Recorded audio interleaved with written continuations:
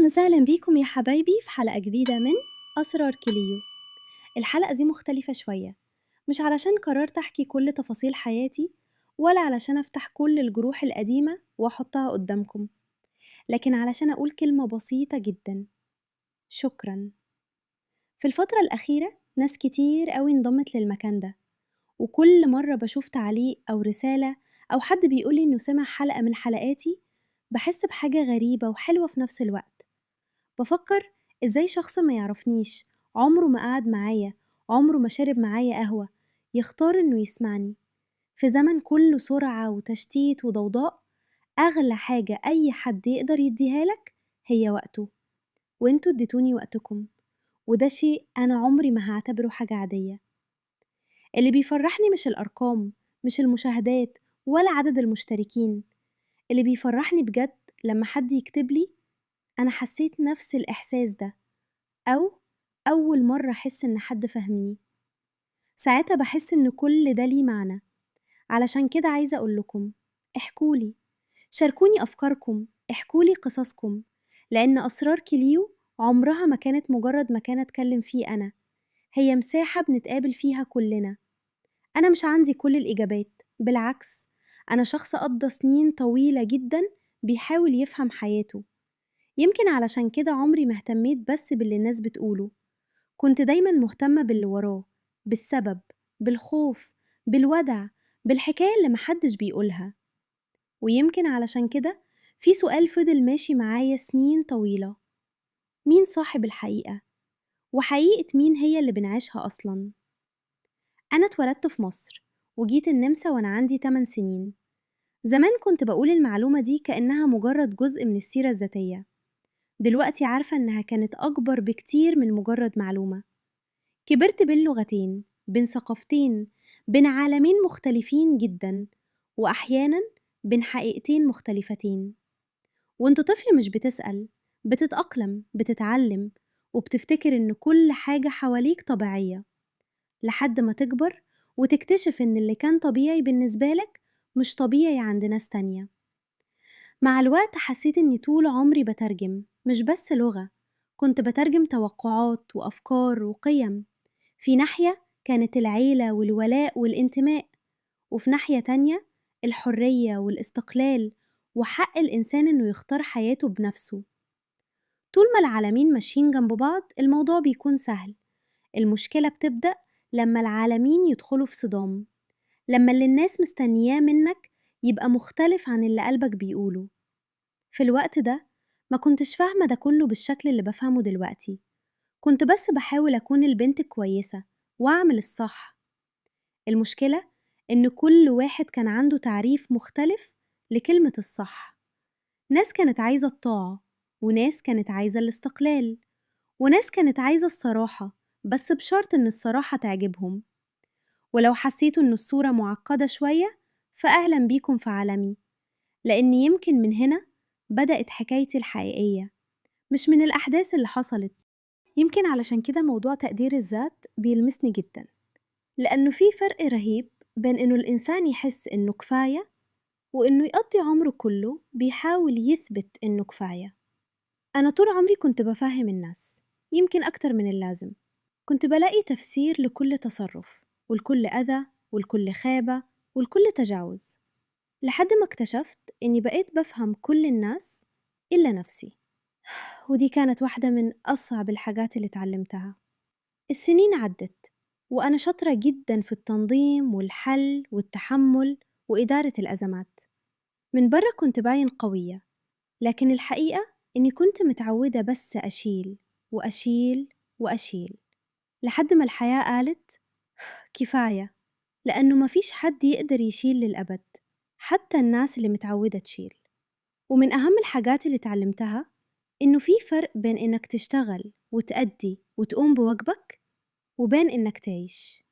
في لحظة ما بدأت أسأل نفسي أسئلة كنت بهرب منها سنين: أنا مين لو بطلت أكون مسؤولة عن الكل؟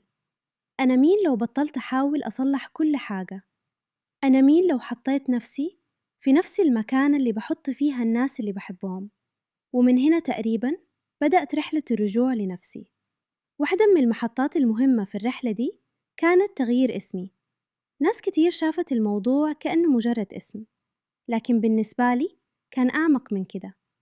أنا ما كنتش برفض الماضي ولا بحارب حد ولا بثور على أي حاجة. أنا كنت بختار نفسي. كنت بقول أنا اللي هعرف نفسي، أنا اللي حدد مين أنا، مش التوقعات ومش الأدوار اللي اتفرضت عليا ومش الصورة اللي الناس رسمتها عني. يمكن في اللحظة دي بدأت كوليو تبان للنور، مش كمرأة جديدة، لكن كمرأة كانت موجودة من زمان. واحدة من أصعب الحقائق اللي تعلمتها في حياتي إنه الحب والقرب مش دايماً نفس الحاجة. تقدر تحب ناس جداً وتفضل تحبهم، وفي نفس الوقت تعرف إن قربك منهم بيوجعك. دي من أصعب الحاجات اللي الإنسان ممكن يعترف بيها. وأنا تمنيت ألف مرة إنه قصتي تمشي بشكل مختلف، خصوصاً لما وصل الموضوع لعيلتي. أنا ما كنتش بحلم بقطيعة ولا ببعد ولا بانفصال. كنت أتمنى يكون في تفاهم وحوار وحل، لكن ساعات الإنسان بيوصل لنقطة بيبقى لازم يختار فيها بين نفسه وبين الاستمرار في الأذى. القرار ده أخذ مني وقت طويل جداً، لأنه تكلفة القرار كانت كبيرة.